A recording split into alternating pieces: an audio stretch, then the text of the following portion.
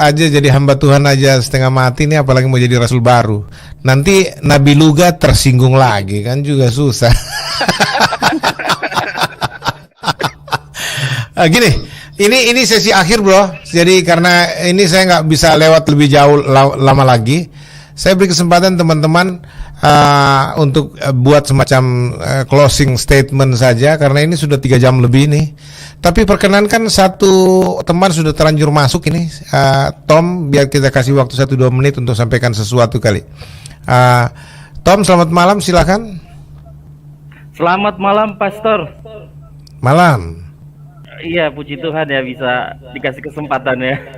Puji Tuhan, ini silakan Pak. Ada banyak teman di sini sebenarnya sering debat sampai pagi. Oh gitu. Aduh. Kalau saya nggak kuat sampai pagi. Ini Bro Sam ini pernah debat sampai 5:30 bareng saya. Aduh. Kalau dia kan janda, bukan, maksudnya belum married kalau saya. Ada Bro, Sorry. Ada Bro Anthony juga gitu. Aduh, puji Tuhan ya bisa ketemu. Oke. Tapi memang kita bisa berdiskusi, berdebat, beda pandangan. Tapi nggak pernah sampai seperti yang parah begitu ya, saling menyesatkan, mengatakan bidat dan sebagainya. Karena ketika kita sudah di lapangan berapologet, ternyata kita harus bahu-membahu, sama-sama memberitakan Injil gitu, sama-sama membawa nama Yesus. Nah, itu seperti yang tadi Bro Amin Wijaya katakan ya, sedang membuat grup. Kami juga begitu kecil. Kita berusaha mempersatukan semua tubuh Kristus itu.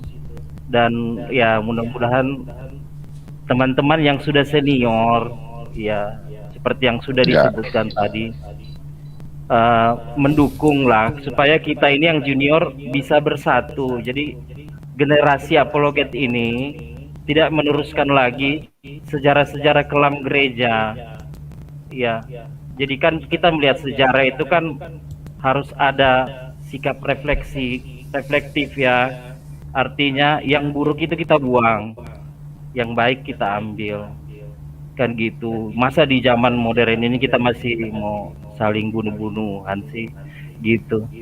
Kan semuanya bisa dibicarakan dengan baik gitu. Itu sih kalau dari kita. Karena memang doktrin soal Allah ini kan tidak mungkin selesai karena otak kita kan kecil.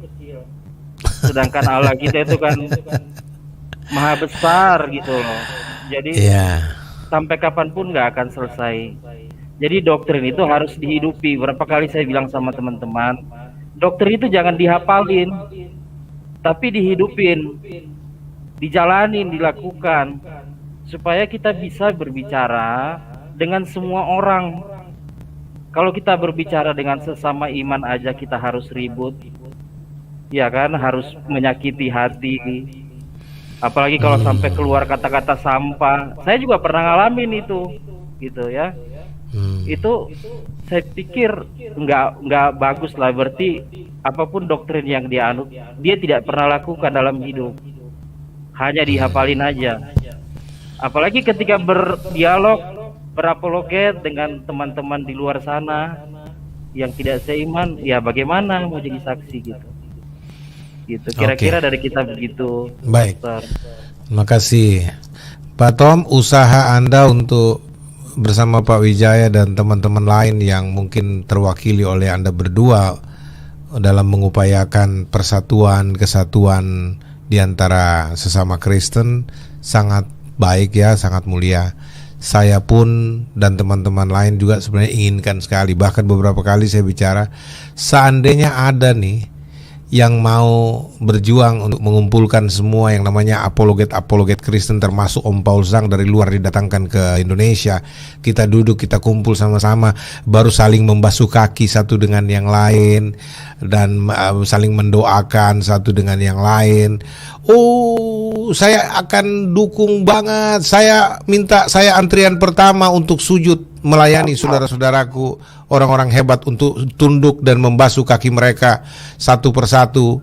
Dan tapi kita komitmennya bahwa kalaupun kita berbeda, mari kita dengan ketenangan, dengan ketentraman, dengan ya untuk menunjukkan Roh Kudus ada dalam diri seseorang kan harus begitu gitu loh. Jangan kayak preman jalanan gitu loh yang Betul.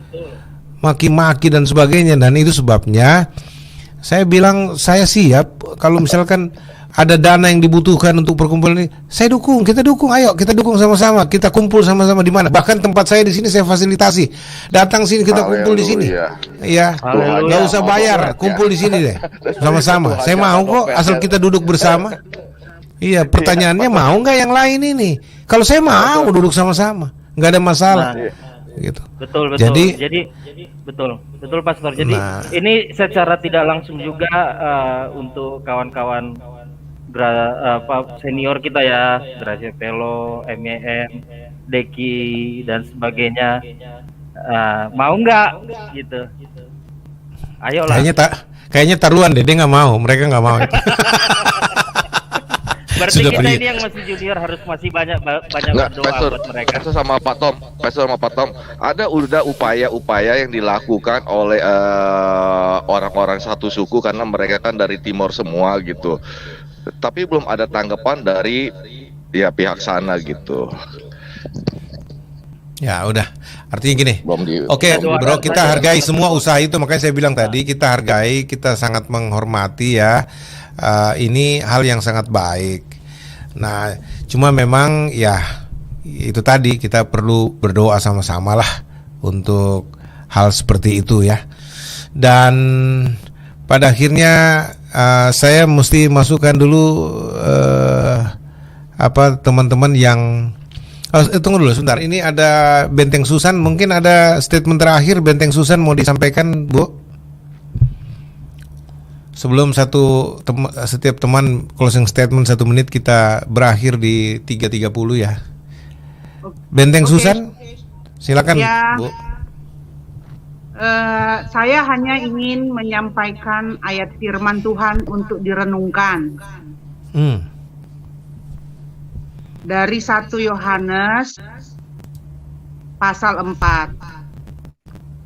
Ayatnya yang ke-16 mulai. Oke, silakan Bu.